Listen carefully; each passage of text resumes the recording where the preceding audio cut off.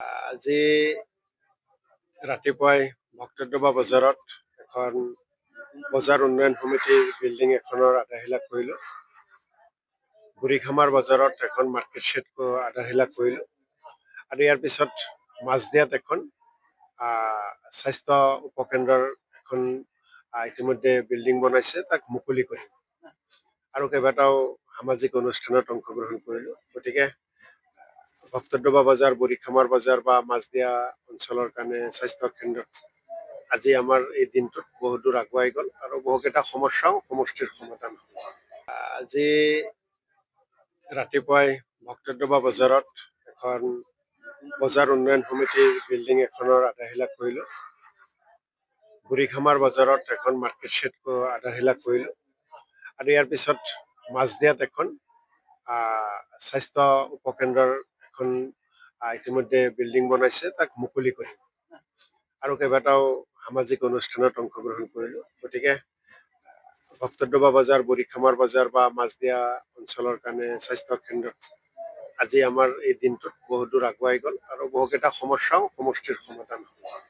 আজি ৰাতিপুৱাই ভক্তদ্ৰবা বজাৰত এখন বজাৰ উন্নয়ন সমিতিৰ বিল্ডিং এখনৰ আধাৰশিলা কৰিলোঁ। বুঢ়ীখামাৰ বজাৰত এখন মাৰ্কেট শ্বেড আধাৰশিলা কৰিলোঁ।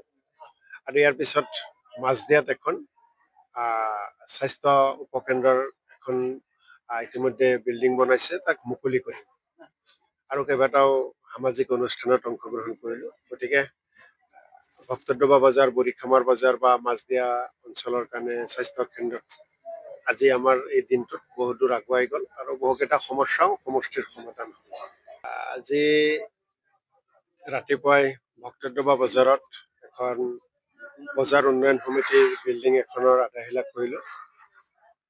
বুঢ়ীখামাৰ বজাৰত এখন মাৰ্কেট শ্বেড আধাৰশিলা কৰিলোঁ। আৰু ইয়াৰ পিছত মাজদিয়াত এখন স্বাস্থ্য উপকেন্দ্ৰৰ এখন ইতিমধ্যে বিল্ডিং বনাইছে, তাক মুকলি কৰিম। আৰু কেইবাটাও সামাজিক অনুষ্ঠানত অংশগ্ৰহণ কৰিলোঁ। গতিকে ভক্তদ্ৰবা বজাৰ, বুঢ়ীখামাৰ বজাৰ বা মাজদিয়া অঞ্চলৰ কাৰণে স্বাস্থ্য কেন্দ্ৰত আজি আমাৰ এই দিনটোত বহু দূৰ আগুৱাই গ'ল আৰু বহুকেইটা সমস্যাও সমষ্টিৰ সমাধান হ'ল। আজি ৰাতিপুৱাই ভক্তদ্ৰবা বজাৰত এখন বজাৰ উন্নয়ন সমিতিৰ বিল্ডিং এখনৰ আধাৰশিলা কৰিলোঁ। বুঢ়ীখামাৰ বজাৰত এখন মাৰ্কেট শ্বেড আধাৰশিলা কৰিলোঁ।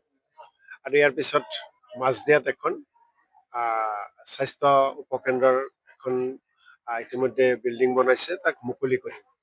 যিকোনো খবৰৰ বাবে যোগাযোগ কৰক 7099017330 লগতে 7099017110 নম্বৰত।